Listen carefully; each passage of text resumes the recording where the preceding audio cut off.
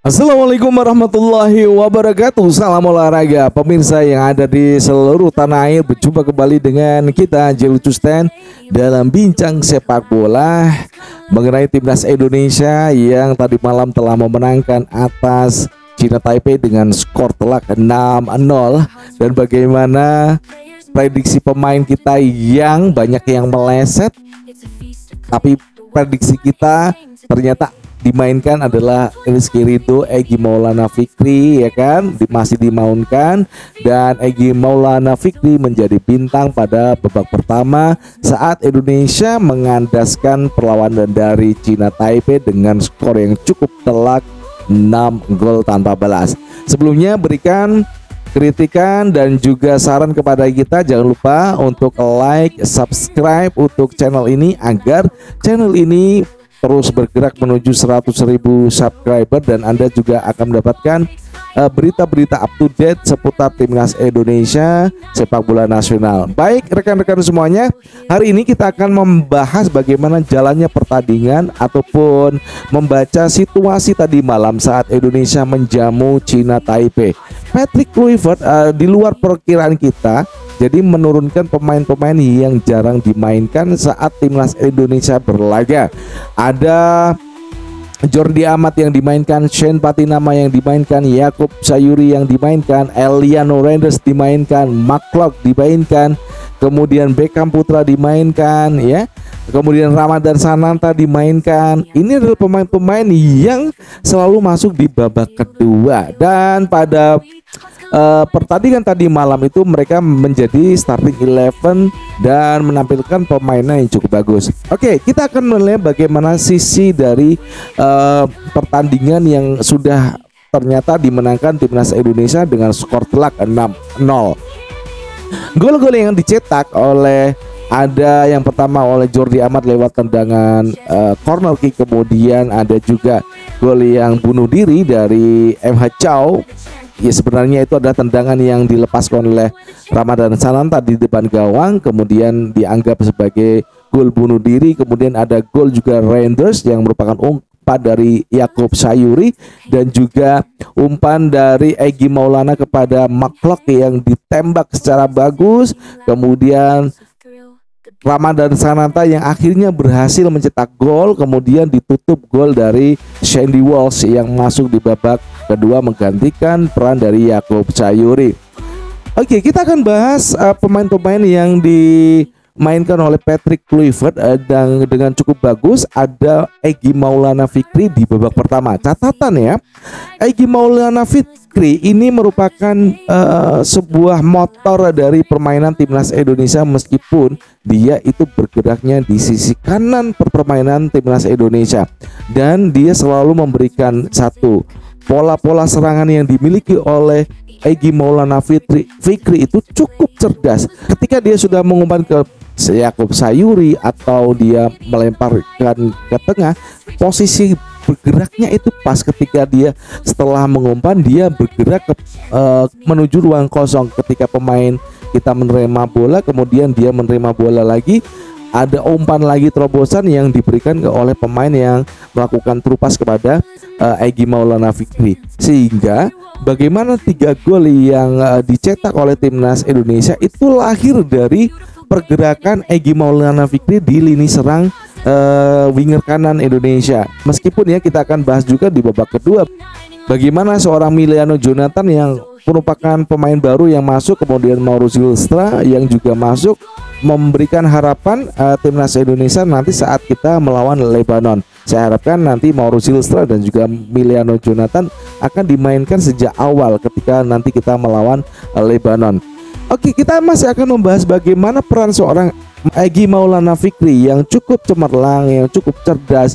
3 gol itu di babak pertama adalah bagaimana seorang Egy Maulana Fikri memainkan peranan di sisi kanan pertahanan, dan memang bek kiri ataupun gelandang yang mereka mengawasi di sisi kiri pertahanan dari Taiwan itu cukup kewalahan dengan apa yang ditampilkan oleh Maulana Fikri. Egy ini cukup cepat ketika dia melakukan sebuah umpan transisi kepada Yakub Sayuri, contoh ya, dia itu bisa berlari dengan cukup cepat untuk merangsek ke dalam ruang kosong di depan. Itu yang kita tidak didapatkan pada pemain-pemain yang lain. Bukan saya menjelekkan ada Beckham Putra ya, kemudian atau juga saya menjelekkan Yaakob Sayuri atau Ramadan Sananta, tapi peran dari Egy Maulana Fikri pada babak pertama timnas Indonesia cukup dominan, dan di babak kedua dia udah habis dan digantikan oleh pemain-pemain yang lain yang tentu saja Miliano Jonathan menggantikannya cukup cemerlang. Dia bisa membawa bola, dia bisa berlari, dan pemain-pemain Taiwan tidak dapat mengejar ketika Miliano Jonathan beradu sprint. Ini memang apa yang kita dapatkan dari pemain Depok ini ya, dari seorang Miliano Jonathan, meskipun peluang yang ia dapatkan di depan gawang ataupun di luar kotak penalti itu masih dapat diblok oleh back dari Taiwan ya, tapi peluang yang didapatkan oleh Miliano Jonathan itu sangat-sangat bagus, dan apa yang dilakukan juga cukup cemerlang. Dan Mauro Zylstra ini meskipun dia juga bersama Miliano Jonathan pertama kalinya dia bermain untuk timnas senior, tapi dari permainan yang ditampilkan oleh Mauro Zylstra, meskipun dia tidak mencetak gol, ini cukup bagus ketimbang ketika Ramadan Sananta. Ramadan Sananta mungkin badannya harus lebih kurus lagi ya, kalau melihat dari apa yang ditampilkan Ramadan Sananta tadi malam dengan pergerakannya yang tidak terlalu gesit.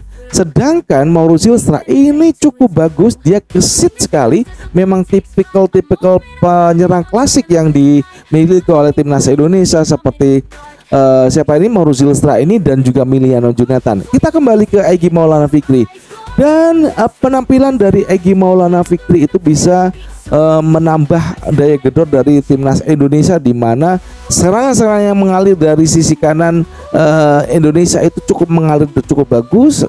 Seorang Yaakob yang bisa lari dengan cepat naik ke depan, kemudian bagaimana dia juga memberikan assist kepada Eliano Renders, gol ini cukup bagus, dimana di kanan itu cukup hidup serangan Indonesia di babak pertama. Oke, untuk di sisi kiri, apakah Shane Patinama dan juga Beckham Putra itu kurang cemerlang? Iya, mereka kurang bagaimana memberikan sebuah peluang kepada pemain yang di depan, itu kurang bisa membantu ya, baik itu Beckham Putra ataupun Shane Patinama. Bukan berarti mereka tidak kalah lebih baik dengan Egy Maulana Fikri, tidak ya. Cuman mereka memang di babak pertama mereka terlalu, contoh Beckham Putra dan juga Shane Patinama, mereka terlalu memaksakan diri.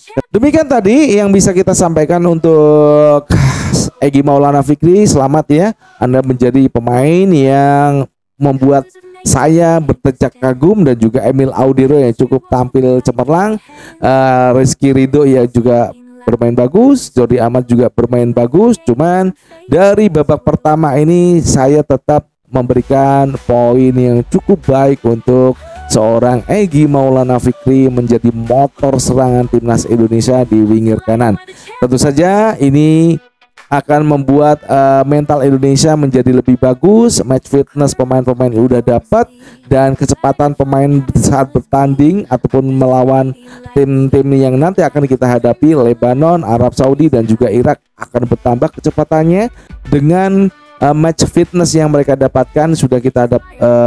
Sudah kita bisa lihat dari Nathan Choaon yang dia mendapatkan match fitness dan permainan yang cukup bagus. Di tengah McCulloch juga bagus, dan Eliano Renders sudah tampil dengan percaya diri, dia juga udah mencetak gol. Dan inilah pertandingan yang sudah dimenangkan timnas Indonesia. Nanti kita akan bahas selain Egy Maulana Fikri, siapa-siapa aja yang tampil dengan percaya diri dan menyenangkan mata dari supporter timnas Indonesia. Dari Jakarta saya mengucapkan wassalamualaikum warahmatullahi wabarakatuh. Salam olahraga, ciao.